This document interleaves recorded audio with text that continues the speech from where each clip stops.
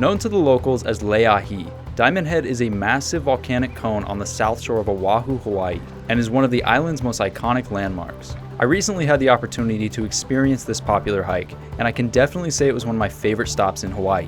This scenic hike isn't necessarily challenging, as the majority of it's paved. However, I still felt close to nature as we worked our way along the trail and saw the incredible views all the way up the mountain.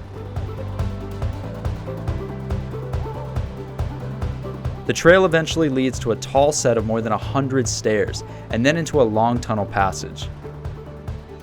At the other end of the tunnel, an antique staircase leads you up to a World War II era pillbox lookout.